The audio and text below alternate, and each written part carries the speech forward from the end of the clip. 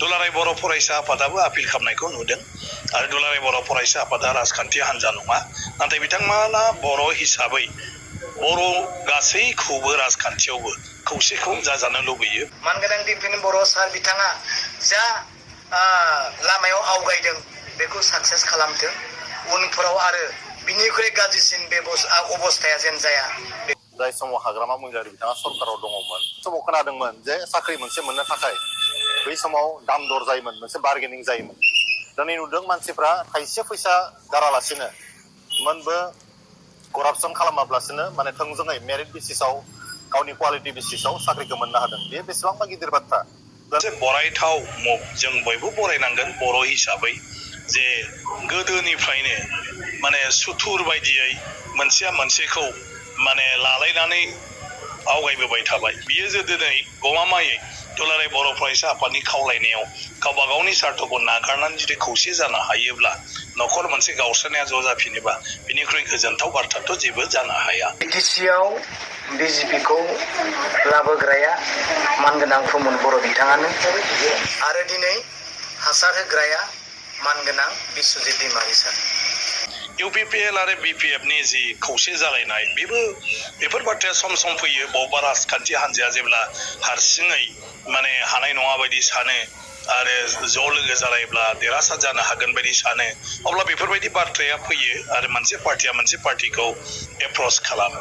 दुलाराय बर' फरायसा आफादाबो आपिल खालामनायखौ नुदों आरो दुलाराय बर' फरायसा आफादा राजखान्थि हान्जा नङा नाथाय बिथांमोना बर' हिसाबै बर' गासैखौबो राजखान्थियावबो खौसेखौ जाजानो लुबैयो बियो स्वाभाबिक आरो बेखायनो बिथांमोना आपिल खालामदों जे बर' हारिनि खामानि मावनायनि मुङै जोनोम मोननाय दानि इउपिपिएल आरो बिपिएफ हान्जाया आलदा आलदा जाबाय थायालासे माने ज' जानानै खामानि मावलायनांगौ। बिटिसिनि बिसायख'थियानो जाग्रोगोन नालाय आरो गासै राजखान्थि हान्जाफ्रानो बिसायख'थियानो बयनिबो गुबै थांखि लक्ष्य। देरहानाय जेननायनि बाथ्रा थायो। बेवहाय जुदि देरहायो अब्ला साननाय बायदियै रायजोनि खामानि मावनो हायो आरो जुदि बेवहाय जेनो अब्ला 5 बोसोर नेनानै थानांगौ जायो।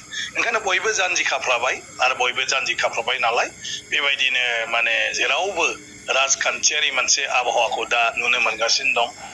दिनै बे बिजेपिजोंनो मानगोनां प्रमद बर' बिथाङा बिखायाव बोरला थिरजों गावजानाय बायदि दिनै बिथाङा गावख्लायनानै जोखोम खालामजाबाय आरो बिथांखौ बासायनांगौब्ला गमामायैनो मानगोनां दुलाराय बर' फरायसा आफादनि आफादगिरि दिफेन बर' बिथांनि साननाया जाफुंनांगोन। दिनै आं खावलायदों जे प्रमद बर' बिथाङा जोखोम जानानै गोग्लैना थादोंब्लाबो बिथांखौ बासायनायजों लोगोसे बिटिसिआबो बासायथों। बिटिसिआव थानाय बिदा फंबाय जोंनि रायजो राजा गासैबो बासायथों बेखौसो जों दिनै लुबैदों। नंगौ दिनै आं आगोलबो बुंदों बिटिआर एकर्डनि गेजेरजों बिटिआरनि रायजोफोरनो जेसेबां होनो थाखाय आसाम सरकार आरो सेन्ट्रेल सरकारा एग्रिमेन्ट खालामदोंमोन होनायनिख्रुइ लांनायासो बांसिन होननानै आं दिनै नोंथांमोननि सिगाङाव बुंदों आरो बुंबाय थागोन। दिनै नंगौ मानगोनां दिफेन बर' सार बिथाङा बिटिसिखौ बासायनो थाखाय हाग्रामा महिलारि बिथांखौ खावलायदों बिपिएफखौ खौसे जानो खावलायदों। बेयो बिराद मोजांनि खोथा।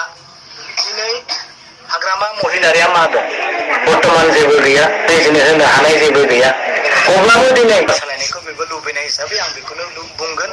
आं गोनां दिफेन बर' सार बिथाङा जा लामायाव आवगायदों बेखौ साक्सेस खालामथों उनफोराव आरो बिनिख्रुइ गाज्रिसिन बे अबस्थाया जेन जाया बेखौ दिनै आं खावलायगोन। बेसेखौनो बुंनानै आं दिनै वेलकाम खालामनायजों आं दिनै साबायखर बावहरदों। Thank you.